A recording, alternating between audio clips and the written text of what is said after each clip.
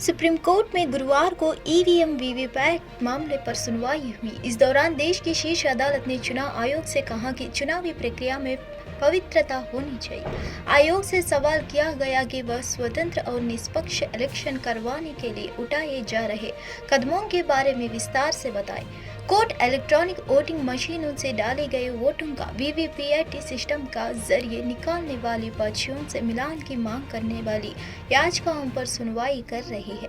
Justice Sanjeev Khanna और justice Dipankar Datta की पीठ ने कहा, यह चुनावी प्रक्रिया है, इसमें पवित्रता होनी चाहिए। किसी को भी यह आशंका नहीं होनी चाहिए कि जिस चीज़ की उम्मीद की जा रही है वह नहीं हो रही है।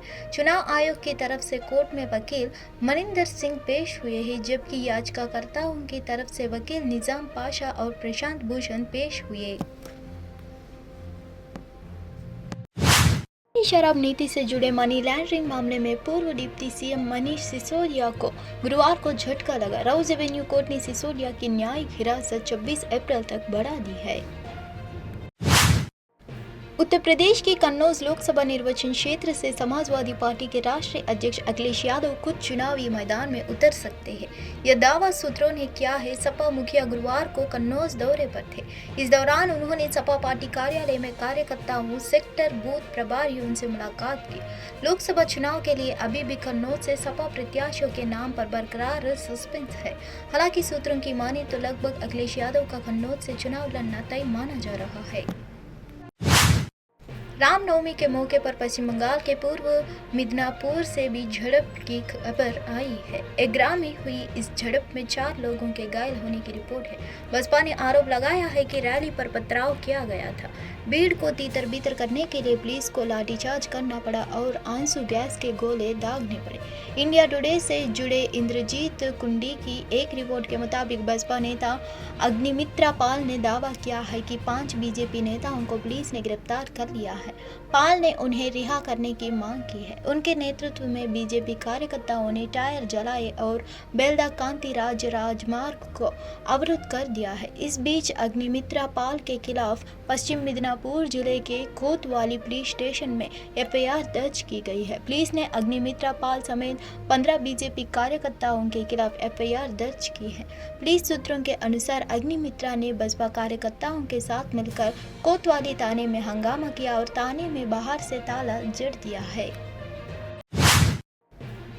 उत्तर प्रदेश के मुरादाबाद लोकसभा क्षेत्र के तहत आने वाली 4 विधानसभा क्षेत्रों को 138 सेक्टर में बांटा गया है। सभी सेक्टर में संबंधित अधिकारियों की ड्यूटी लगाई गई है। 16 जून को ऑफिसर्स और मजिस्ट्रेट होंगे जो कि लगातार निगरानी करेंगे। हमारी 1728 पोलिंग बूथ है।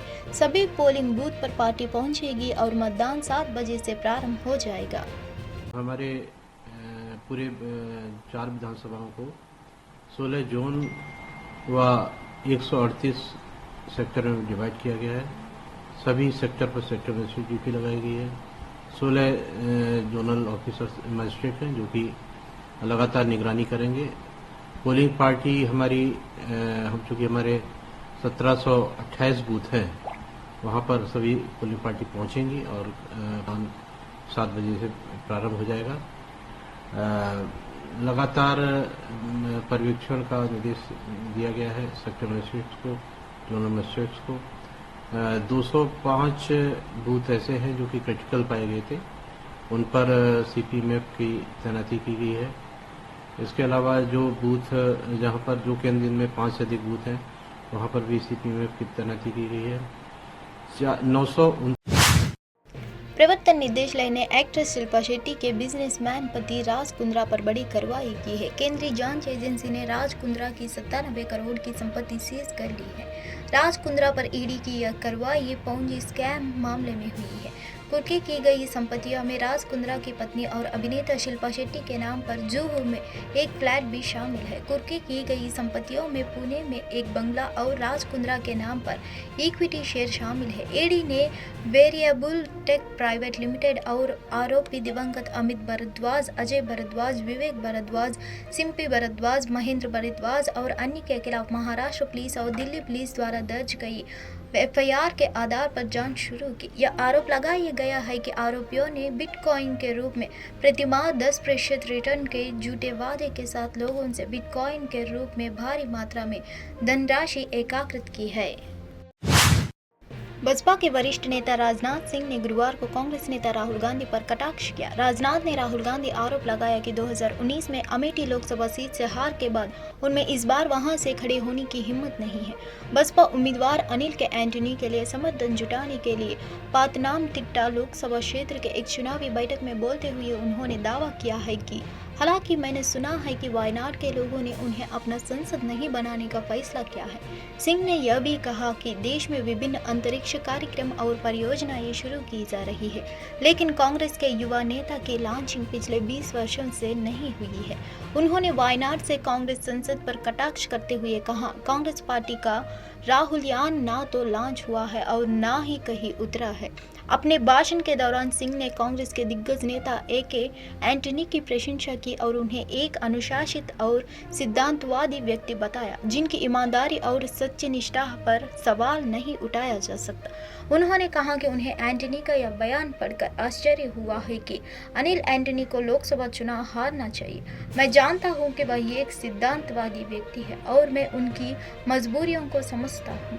उनके लिए अनिल एंटनी का समर्थन करना मुश्किल है। हालांकि मैं उन्हें बताना चाहूँगा कि अनिल उनके बेटे हैं। सिंह ने कहा, आप उन्हें वोट नहीं दे सकते या उनके लिए वोट नहीं कर सकते, लेकिन आप उनके पिता हैं, इसलिए मैं अनुरोध करना चाहता हूं कि आपका आशीर्वाद उनके साथ रहे। केरल में लोकसभा चुनाव 26 अप्रैल को होंगे और नतीजे 4 जून को घोषित किए जाएंगे। Delhi Waqf board money laundering मामले में आम आदमी पार्टी नेता अमानतुल्लाह खान गुरुवार सुबह 11 बजे ईडी दफ्तर पहुंचे। इससे पहले सुप्रीम कोर्ट ने आम आदमी पार्टी के विधायक अमानतुल्लाह खान की अग्रिम जमानत याचिका खारिज कर दी थी। कोर्ट ने 18 अप्रैल को ईडी के सामने पेश होने का आदेश दिया था। ईडी के नोटिस पर अमानतुल्लाह खान के पेश न होने पर निचली अदालत भी समन जारी कर चुकी है। इसके साथ ही ईडी अमानतुल्लाह खान का गैर जमानती वारंटी जारी करने की भी मांग कर चुकी है। अमानतुल्लाह खान पर आरोप है कि दिल्ली वक्फ बोर्ड की अध्यक्ष के रूप में उन्होंने 32 लोगों को अवैध रूप से भर्ती किया। इसके साथ ही उसने अवैध रूप से दिल्ली वक्फ बोर्ड की कई संपत्तियों को किराए पर दिया है। ये भी आरोप लगाया गया है कि उसने दिल्ली वक्फ बोर्ड के धन का दुरुपयोग किया है, जिसके बाद खान के खिलाफ मनी लॉन्ड्रिंग के तहत मामला दर्ज किया गया था। जैसे जैसे चुनावी तारीख नजदीक आती जा रही है, वैसे वैसे राजनीतिक दलों के नेताओं के सुर और तेवर तीखे होते जा रहे हैं। इस क्रम में कांग्रेस नेता उदित राजा ने प्रधानमंत्री मोदी पर निशाना साधते हुए कहा कि उन्होंने अपने 2 बार शासन काल में चुनावी वादों को पूरा नहीं किया और अब वो फिर से जनता के सामने वोट मांग रहे हैं। इसका उन्हें कोई भी अधिकार नहीं है। 10 साल में विनाश किया है मोदी जी ने, और मोदी जी को मैं याद दिलाना चाहता हूं कि 2014 के चुनाव के समय कहा था कि जो 60 साल में नहीं हुआ, देश के लोग मित्रों 60 महीने में मैं करके दिखाऊंगा। तो एक 60 महीना बीत गया, फिर दूसरा 60 महीना बीत गया, अब आगे फिर मांग रहे हैं कि हम 2047 तक। झूठ बोलने वाले हैं, कुछ कर नहीं पाए हैं। अपने काम तो गिना दे मोदी जी कि 15 लाख में खाते में डाल पाए क्या? किसानों की इनकम डबल हो पाई क्या? डॉलर के मुकाबले में रुपया मजबूत हो पाया क्या? 100 स्मार्ट सिटी बन पाई कि नहीं बन पाई है? काला धन आ पाया कि नहीं आ पाया? वो अपने काम तो गिना दें, तब तो एनडीए के लिए वोट मांगने के का नैतिक कर्तव्य, वरना नैतिक कर्तव्य मोदी जी का नहीं है केवल झूठ बोलना। इस देश का युवा पूरे दुनिया के में सबसे ज्यादा दुखी है। 83% जो शिक्षित युवा है बेरोजगार है, और गलत सर्वे में भी अभी आया है कि फिनलैंड नंबर 1। 17 अप्रैल को रामनवमी समारोह के दौरान कार्यकर्ताओं पर हमला करने वाले उपद्रवियों की गिरफ्तारी की मांग को लेकर बीजेपी ने बेंगलुरु के विदारण्यपुरा पुलिस स्टेशन के सामने विरोध प्रदर्शन किया। कर्नाटक बीजेपी के महासचिव तम्मेश गौड़ा ने कहा, मैं यहां वरिष्ठ पुलिस अधिकारियों से मिलने और कानून व्यवस्था की स्थिति पर चर्चा करने आया था। हमारी मांग है कि उपद्रवियों को गिरफ्तार किया जाए और उनके खिलाफ कड़ी कार्रवाई की जाए।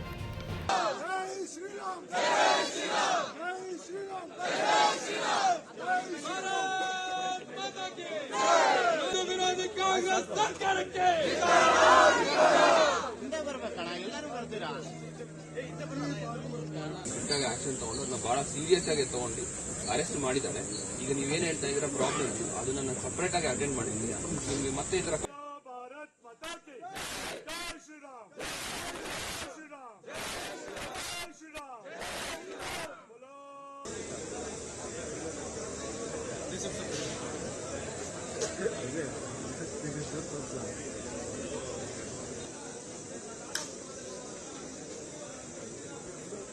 ಇರು ಮರ ಒಂದು 2 ವಿಜುವಲ್ಸ್ ಹಾಕೊಂತೀನಿ, 2 ವಿಜುವಲ್ಸ್ ಹಾಕೊಂತೀನಿ. ಇರು ಮರ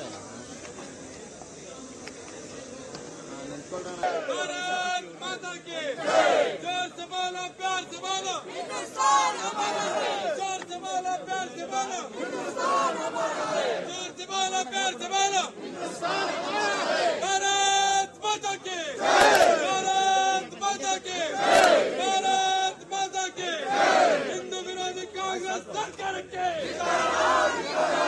ಹಿಂದೆ ಬರ್ಬೇಕಣ್ಣ, ಎಲ್ಲರೂ ಬರ್ತೀರಾ?